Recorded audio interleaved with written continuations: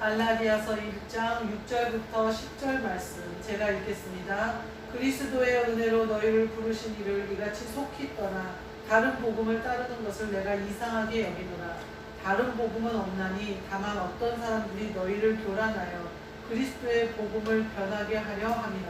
그러나 우리나 혹은 하늘로부터 온 천사라도 우리가 너희에게 전한 복음 외에 다른 복음을 전하면 저주를 받을지어다. 우리가 전에 말하였거니와 내가 지금 다시 말하노니 만일 누구든지 너희가 받은 것 외에 다른 복음을 전하면 저주를 받을지어다. 이제 내가 사람들에게 좋게 하랴 하나님께 좋게 하랴 사람들에게 기쁨을 구하랴 내가 지금까지 사람들의 기쁨을 구하였다면 그리스도의 종이 아니니라. 아멘.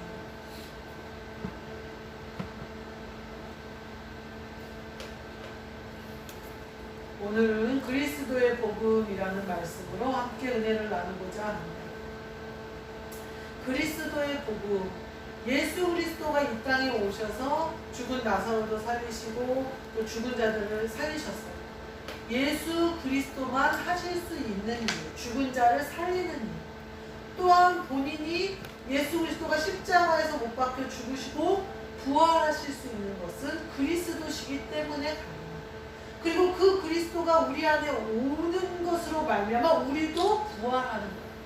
그러니까 생명이 어디에 있느냐? 그리스도께 있어요. 그래서 사람의 영이 사는 것이 어디에 있느냐? 이 그리스도의 복음에 있다는 거예요.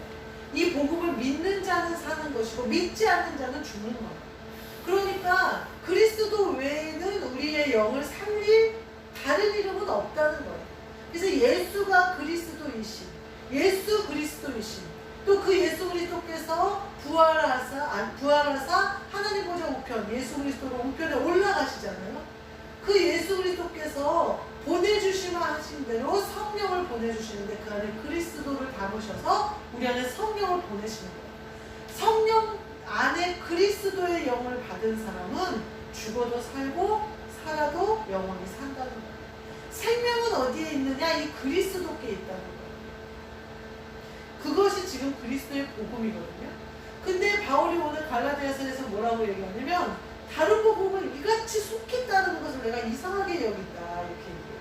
그러니까 갈라디아 교회가 아무래도 혼란에 빠졌겠죠. 뒤에 보면 교란하게 하는 사람들이 있다 이렇게 얘기해요. 어떤 사람들이 너희를 교란하게 하는데 그리스도의 복음을 변하게 하려 합니다 이렇게 얘기해요. 그리스도 예수의 복음은요 육신의 것으로, 육신의 눈으로, 육신의 환경으로, 육신의 어떤 그런 걸로 사람의 인정으로, 사람의 생각으로, 사람의 교육으로 따지면요 절대 믿을 수도 없고 절대 내 안에 그리스도가 나를 통해서 일하실 수도 없어요. 영적인 일이고 영이 사는 일이고 영이 살아서 그리스도와 한영될 때 내 모든 것이 순종하고 복종하는 일이 되어지는 건데 그것이 우리가 이제까지 교육받은 것으로 되는 것이 아니고 또 착하게 살았다고 되는 것이 아니고 부자라고 되는 것이 아니라는 거예요. 그것은 우리가 믿음으로만 될 수 있다.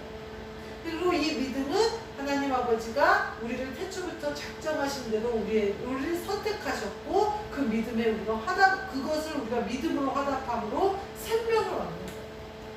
근데 갈라디아 교회에 교란하게 하는 사람들이 들어왔는데 이것은 이 복음을 변하게 하려는 거예요. 이 그리스도의 복음은요 굉장히 변하기가 쉬워요. 사람들이 이치를 따져서 말하잖아요. 그러면 우리는 그리스도의 복음을 이치에 따라서 말하기가 어려워요. 과학적으로 증명해라 그래도 증명하기가 어려워요. 근데 요새는 많은 과학이 더 심층적으로 분석되어지고 될 때 보면 복음과 예수 그리스도가 하신 일과 하신 말씀과 일치하는 것을 볼 수가 있어요. 근데 어설프게 그렇게 어설프게 나타나라고 하면 우리는 이제 뭐라고 할까 인정머리 없이 그렇게 하냐고 그러고 하나님 믿으면서 착하지도 않다고 그러면서 이런 식으로 공격을 하면 그리스도의 복음을 받은 사람들 영이 깨어있는 사람들이 반박하거나 다르게 할 논리가 많이 부족하다는 거예요. 왜냐하면 영의 일이기 때문에 바울 사도가 그 복음을 전하러 가는 곳마다 유대인들이 따라와요. 그래서 바울이 복음을 막 전해서 복음이 한참 이제 받아들이는 사람도 있고 믿는 사람도 있고 이렇게 막 할 때에 유대인들이 들어와서 혼란하게 하고 교란시키고 바울을 악하다 하고 막 그렇게 얘기해요. 세상 사람들은 이와 같이 계속해서 복음을 방해해요. 이게 영적 전쟁이에요. 이삭이 태어났고 이스마엘이 있었는데 이스마엘이 젖될 때 이삭을 놀려요. 우리 믿는 사람들은요, 약속의 자녀들은요, 오히려 종의 자녀들이 놀릴 때가 있어요. 근데 이렇게 그렇게 들어와서 그리스도의 복음을 변하게 하려고 놀리거나 장난을 치거나 뭐 자기의 뭐 학식이나 뭐 큰 돈을 가지고 교회에 들어와서 혼란시킬 때가 있어요. 그러나 흔들리지 말아요. 그리스도의 복음은 흔들리지 말아요. 오늘 강호사가 뭐라고 하냐면요, 하늘로부터 온 천사라도 우리가 전한 복음 외에 다른 복음을 전하면 저주를 받을지어다. 그것은 뭐냐면 그리스도의 복음 외에 다른 것을 복음으로 혹은 뭐 이단처럼 사람을 예수 그리스도 외에는 갈 수 없는 하나님 아버지의 그 나라를 자기의 이름으로 갈 수 있다고 한다거나 뭐 어떤 헌금을 하면 갈 수 있다고 한다거나 이런 것들은 저주를 받아야 된다는 거예요. 천사의 모양을 하고 왔을지라도 그렇게 다른 복음을 전하는 것은 천사가 아니라는 거예요. 저주를 받을지어다 이렇게 얘기하거든요. 사도행전에 보면 사도 바울이 누스드라라는 곳에 가요. 근데 이곳에서 전도를 해요. 근데 보니까 어떤 사람이 나면서부터 걸어본 적이 없는 거예요. 근데 바울이 복음을 전하면서 보니까 그에게 일어날 만한 믿음이 보이는 거예요. 그래서 바울이 선포하고 그 병자를 치유해요. 그러니까 난리가 난 거예요. 신이 우리 안에 왔다 이러면서 뭐 제우스라고 그러고 헤르메스라고 그러면서 막 제사를 드리려고 화환을 가지고 소를 가지고 바울과 바나바가 있는 집 앞에 와서 제사를 지내요. 그러니까 바울과 바나바가 옷을 찢으면서 나가서 하는 말이 이렇게 허탄한 일을 하지 말라고 전하는 것이다. 우리가 전하는 복음. 이런 것에 있지 않다. 하나님의 능력은 하면서 복음을 전하는 것을 볼 수가 있어요. 분명히 바울이 예수 그리스도의 이름으로 치유를 했거든요. 그러니까 바울이 치유한 게 아니고 예수님께서 치유하시고 예수 그리스도께서 이적을 보여주신 거예요. 왜 기적이 일어났을까요? 복음을 전파하기 위해서. 많은 사람들이 믿게 하기 위해서 예수님이 기적을 베풀어 주신 건데 이들이 엉뚱하게 누구를 믿어요? 바울과 바나바를 믿어요. 제우스다 헤르스다 지네가 섬기던 신, 이제까지 자기들이 제사 지내고 이제까지 익숙하게 했던 신을 따라가는 것을 볼 수가 있어요. 이거는 정말 조심해야 되는 일이에요. 저희 교회에 새 신자가 오셨어요. 지금 예배를 드리고 계실지 어쩔지는 잘 모르겠어요. 라이브로 예배를 드리겠다고 하셨는데 그분이 오셨어요. 그분이 오셨는데 이전에 섬기던 습관대로 빈손으로 교회를 못 오셨던 것 같아요. 계속 온다고 했는데 못 왔었거든요. 그러더니 올 수 있는 뭐가 예비가 되니까 나 이제 교회 갈 수 있다 그러고 오늘 왔다는 거예요. 제가 그 말을 듣는데 마음이 얼마나 아픈지. 교회는요 누구나 언제든지 올 수 있어요. 예수 그리스도는요 언제나 누구한테나 문을 두드리고 계시다니까요. 열어서 영접하는 자마다 예수님은 함께 하신다니까요. 근데 교회에 가고 싶고 저 갈게요. 또 안 오고 왜 그러다 그랬어요. 근데 청소를 하다가 뭘 발견한 거예요. 그러니까 이거 헌금할 수 있겠다. 이 헌금하면 이거 가지면 교회 갈 수 있겠다. 지금 아주 어려운 환경 가운데 처하셔서 많이 힘든 가운데 있는데 그럴 때 교회를 와야죠. 근데 그분은 못 온 거예요. 계속. 근데 그게 딱 예비가 되니까 오셨어요. 근데 그분이 그 전에 이단에 있으셨어요. 근데 제에게 문자를 보내는데 문자가 제가 예수님인 것처럼 보는 거예요. 그러니까 제가 보면서 이전에 믿던 그 신앙을 버리고 새 사람 되는 게 이렇게 어렵구나. 제가 그 답장을 뭐라고 하냐면 예수님도 당신을 사랑하십니다. 이렇게 보냈어요. 저한테 사랑 고백을 하고 저한테 고맙다는 그 어떤 편지 같은 엽서 같은 그런 글귀를 보냈더라고요. 자꾸 감사하다고 하시고 저한테 한 게 아니죠. 이분은 그 전에 바울과 바나바처럼 오늘 바울과 바나바처럼 제가 정말 삐딱 잘못하면 큰일 날 일이죠 지금. 그러니까 제가 옷을 찢는 마음으로 기도를 더 열심히 하지 않으면 큰일 날 일인 거예요. 그래서 그분은 예수 그리스도를 그렇게 표현하신 것 같아요. 예수 그리스도께 인도해야겠다. 예수 그리스도를 소개해야겠다. 이 마음이 들면서 제가 오늘 바울과 바나바가 기겁을 한 그 마음이 제 마음인 거예요. 제가 그 문자를 봤는데 이거 어떻게 하면 좋나, 이걸 어떻게 하면 좋나 막 이렇게 제가 걱정이 되는 거예요. 이걸 어떻게 하면 좋나, 큰일 났네. 근데 제가 답을 그 영광을 예수님이 받을 수 있도록 예수님도 당신을 사랑하십니다 이렇게 보냈어요. 우리가요 신앙생활을 하는데요 복음을 전하는데 이게 변질, 뒤에 보면 뭐라고 그러냐면요, 저주를 받은 자가 다른 복음들도 그러면서 뭐라고 그러냐면요, 변하게 하려 합니다. 그리스도의 복음을 변하게 하려 하는 거예요. 원래는 제대로 잘 담궜어요. 원래는 제대로 잘 복음을 전했어요. 근데 된장을 잘 담갔어요. 그러면 익을 때까지 비가 맞으면 안 돼요. 근데 비도 들어가고 바람도 들어가고 뚜껑을 활짝 열어놓고 아무것도 안 하는 거예요. 그러면요 된장은 못 먹어요. 썩어버려요. 이물질이 들어가지 않도록 잘 관리해야 돼요. 햇빛도 쬐어줘야 되고 비는 절대 들어가지 않게 비 맞지 않도록 해줘야 되고, 요새는 그래서 비 맞지 않고 햇빛만 들어가게 유리로 된 뚜껑이 팔더라고요. 변질돼요. 다른 게 들어.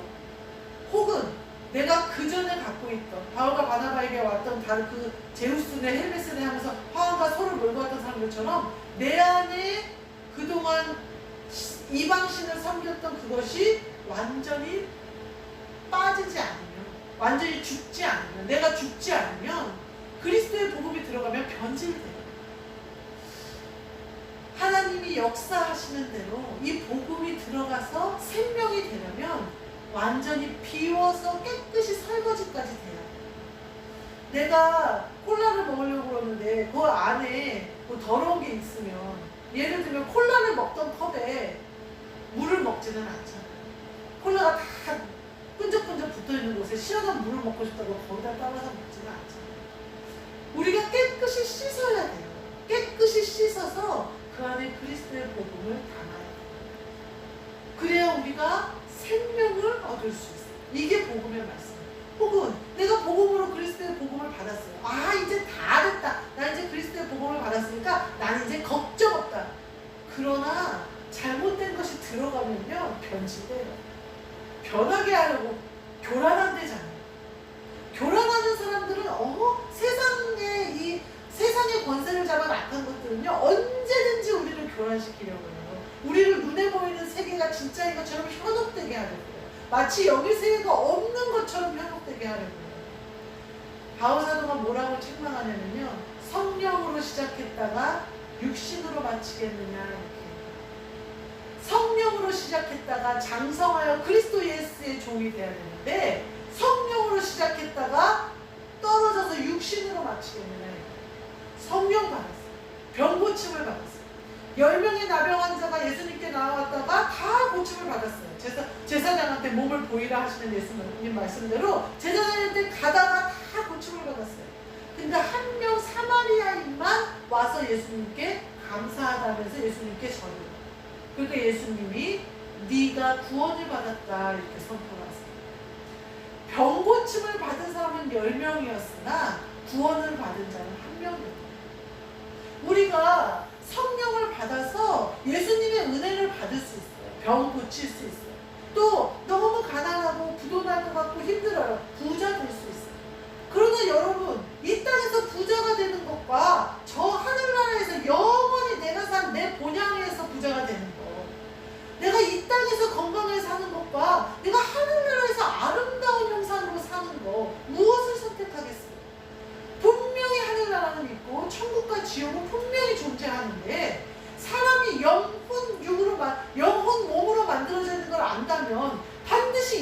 가야 할 곳이 있지 않겠어요? 그러면 천국과 지옥이 분명히 있는데 영혼이 살 곳에서 준비되어져 있는 것을 누리는 게 좋겠어요. 이 땅에서 금방 끝나는, 육신의 호흡이 끝나면 없어져 버릴 것들을 누리는 게 좋겠어요. 사도 바울이 뭐라고 하냐면요, 이 땅에서 누리는 것. 사도 바울이 얘기한 게 아니에요. 예수님이 얘기하잖아요. 눈이 너를 범죄하게 하거든 떼어내버리고 장애인으로 천국에 들어가는 것이 더 낫다. 이렇게 얘기하거든요. 그 말씀이 뭐예요? 이 땅에서 온전한 몸으로 살려고 네 영의 것을 영으로 범죄하지 말라는 거예요. 찍어내버리라는 거예요. 이 땅에서는 내가 하나님께 나아가지 못하게 하는 것을 찍어내버려도 죽지 않아요. 내가 온전해져서 영원한 것을 누리는 것이 훨씬 중요하다는 말씀을 하고 계시는 거예요. 이 땅의 것이 너희 눈에는 전부인 것처럼, 너희 눈에는 고통스러운 것처럼, 하루가 천년이고 천년이 하루, 하나님이 보시기에 우리의 이 100살 사는 것은 아무것도 아닌데, 사람들이 살 때 어때요? 하루를 막 고통스럽게 사는 사람이 있는가 하면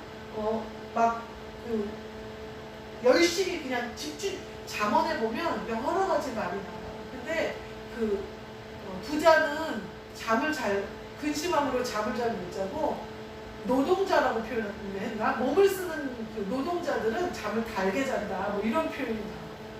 이 땅의 것은요, 사실은요, 우리를 평안하게 해주지 못해요.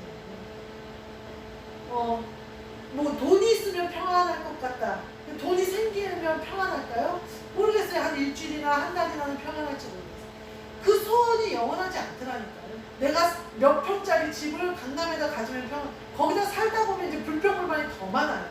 제가 부목사로 생각할 때 그 강남 서초동 예술의 전당 밑에서 잠깐 산 적이 있었거든요. 와, 상대적 빈곤감이요, 장난 아니에요. 거기 고급 빌라들이 즐비한 곳이었거든요. 연예인들도 살았어요. 그래서 제가 마트에 가면 지금 텔레비에 잘 나오시는 연세 많으신 여자 연예인들이 거기 많이 사셨었어요. 근데 뭐 저도 어렵게 살지는 않았지만 아이를 이제 유치원을 보내야 되는데 다 영어 유치원 막 이런 데를 가니까 이 상대적 빈곤 어떻게 해야 될지를 모르겠더라고요. 내가 살아보지 않은 환경이어가지고 어떻게 해야 될지는 잘 모르겠더라고요. 뭘 하면 내가 행복해지겠다. 거기 가면요, 거기에 걸맞게 또 나머지가 다 갖춰져야 돼. 내가 무슨 예를 들면 대학 교수가 되면, 내가 박사학위를 받으면, 뭘 하면 그 박사학위 받으면요, 내가 강단에 설 수 있는 교수 자리도 있어야 되는 거고요, 대학도 준비돼 있어야 되고, 내 제자들도 있어야 되고, 내가 박사학위를 받은 이 학문을 이렇게 나눌 사람들도 있어야지. 거기서 끝나버리면 오히려 더 안 행복하지 않겠어요? 세상의 것은 이와 같아요. 다 얻은 것 같을 때 모든 것이 아무것도 아니라는 걸 깨닫게 됩니다. 근데요, 영원한 하늘나라에 사는 사람, 그리스도의 영을 받아 내 안에 새 생명이 있는 사람은요, 오늘 찬양처럼 생명의 생수가 나에게서 계속 솟아나는 거예요. 이 비밀은요, 정말 너무나 기쁜 비밀이에요. 평안함이 외부에서 오는 게 아니에요. 내 안에서부터 오는 거예요. 그러니까 누가 빼앗아갈 수도 없고 환경으로 나를 이 평안함에서 거둬들일 수도 없는 거예요. 이게 그리스도의 복음이에요. 교란되어지면 안 돼요. 변하면 안 돼요. 성령으로 시작했는데 성령으로 시작했다가 내가 육신의 것 받았다, 감사함으로 더 영적으로 나아가야 돼요. 그것 발판상에서 더 장성한 자가 되어져서 그리스도 예수의 복음까지 가야 돼요.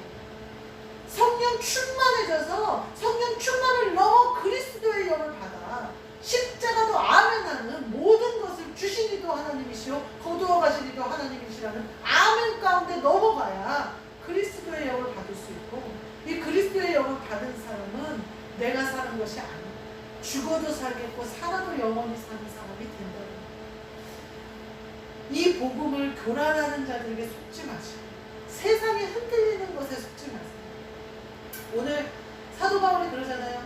하나님께 좋게 하냐 사람에게 좋게 하냐. 잠언 29장 35절에 무슨 말씀이 나오냐면요, 사람을 두려워하면 올무에 걸리게 되고 여호와를 의지하는 자는 안전하리라.